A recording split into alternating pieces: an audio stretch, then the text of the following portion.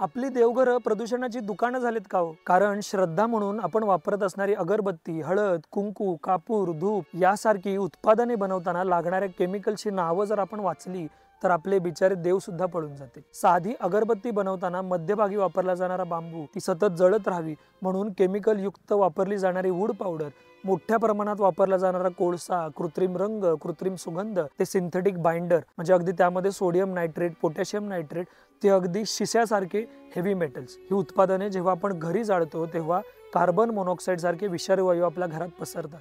यामुळे श्वासाचा, दम्याचा, ते अगदी हॉर्मोनल बदल सारखे भयंकर आजार आपल्याला होऊ शकतात। ज्या परंपरा जगण्यात आपल्याला आनंद वाटतो, ज्या परंपरा आपल्याला निसर्ग कसा जपवणूक करायचा हे सांगतात, त्याच परंपरा आपल्याला ब्रह्मात कसं विलीन व्हायचं हे देखील सांगतात।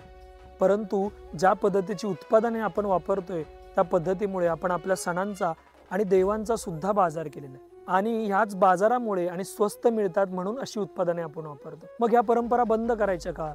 तर बिलकुल नाही। देशी गाईच्या शेणापासून, तुपापासून, दुधापासून गावातील महिलांनी बनवलेली कोणत्याही केमिकल शिवाय नैसर्गिक सुगंध वापरून बनवलेली उत्पादनं आपण वापरली पाहिजे। यामुळे प्रदूषण होणार नाहीच, शिवाय गावातील महिलांना रोजगार मिळेल आणि आपला बाप्पा देखील खुश होईल।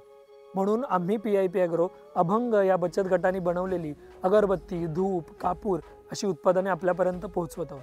कोणत्याही मोठ्या ब्रँडला लाजवेल असं उत्तम प्रकारचं पॅकेजिंग, उत्तम प्रकारचे प्रोडक्ट्स यांनी वापरले। मी आपल्याला खात्री देतो की तुम्ही एकदा जरी हे प्रोडक्ट वापरले तर बाहेरून कुठेच घेणार नाही। आणि बाप्पा निमित्त आम्ही मोदकाचे धूप सुद्धा बनवतो। मग तुम्ही www.pipagro.com यांच्याकडे जाऊन हे प्रोडक्ट जरूर ऑर्डर करू शकता। गणेशा 7 हा कोड वापरून तुम्ही 7% डिस्काउंट देखील मिळू शकता। मग आजच ऑर्डर करा आणि स्वतःला आणि आपल्या बाप्पाला आनंदी करा। धन्यवाद। गणपती बाप्पा मोरया। आरोग्यम धनसंपदा।